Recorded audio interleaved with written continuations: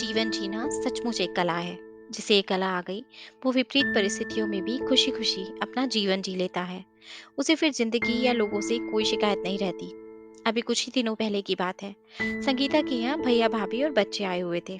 सुबह का नाश्ता, फिर लंच, फिर रात के खाने की तैयारी। दिन कैसे बीत जाता था मालूम ही नहीं पड़ता।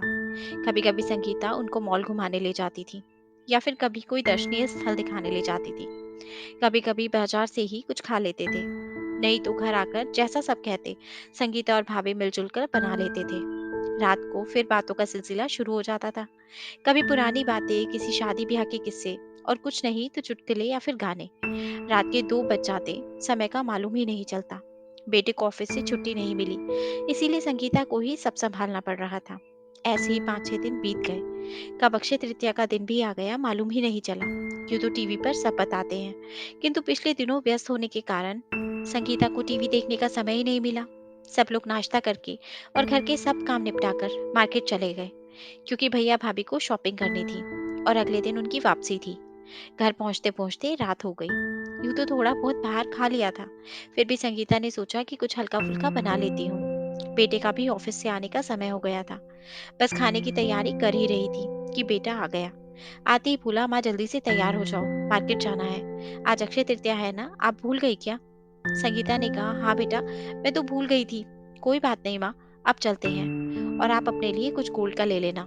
संगीता ने कहा, अब क्या करूंगी कुछ लेकर, मन ही नहीं करता कुछ पहनने का, कुछ लेने का। वैसे भी इतना सब कुछ है मेरे पास, और क्या करूंगी? बेटा सुनकर दुखी हो गया। बोला, जब पापा थे तब तो हर अक्षय तृतीया पर आप कुछ ना कुछ अपने लिए ले लेती थी, फिर इस बार क्यों नहीं? बेटे को दुखी होते हुए देखकर संगीता चलने को राजी हो गई। ज्वेलर्स की दुकान घर के पास ही थी, इसलिए पहुंचने में ज्यादा समय भी नहीं लगा। दुकान में काफी भीड़ थी। संगीता ने बेटे से कहा, चांदी का सिक्का ही ले लेते हैं, क्योंकि सोने का आभूषण लेने में काफी समय लगेगा, घर जाकर खाना भी बनाना है। बेटे ने भी समय की कमी को देखते हुए हाँ कर दी। सारे काउंटर्स पर भीड़ थी और वो बैठकर अपनी बारी का इंतजार करने लगे। अचानक से संगीता की नजर एक काउंटर पर गई। वहां एक वृद्ध महिला बैठी थी। उम्र लगभग 70 के ऊपर ही होगी। चेहरे पर झुर्रियां उम्र के सफर को बयान कर रही थी।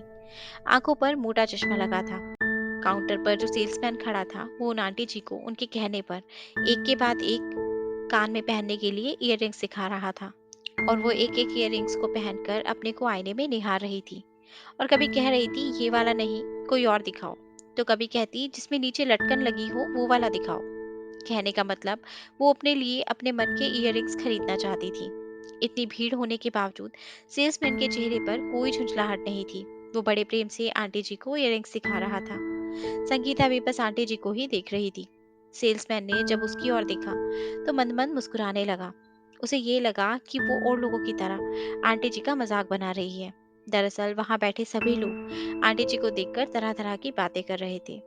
कोई कह रहा था, बुढ़ापे में आंटी जी को सजने संवरने की पड़ी है। तो कोई कह रहा था, कब्र में पैर लटके हैं पर गहनों का मुंह नहीं छूट रहा। और भी ना जाने क्या क्या। बोलने वालों को कौन रोक सकता है? उन्हें जो बोलना है वो बोलकर ही मानते हैं। पर इन सब बातों के परे संगीता कुछ अलग ही सोच रही थी। आंटी जी के जीने के अंदाज को देखकर वो बहुत प्रभावित हुई कि इस उम्र में भी उनमें जीने की चाहत है, अपने लिए कुछ खरीदने की इच्छा है। वरना परिस्थितियों के बदलते ही हम अपने मन को स्वयं मार देते हैं और कहते रहते हैं, अब क्या करना है, अच्छा पहन के अच्छा खा के क्या रखा है इस जीवन में। यानी वही नकारात्मक सोच।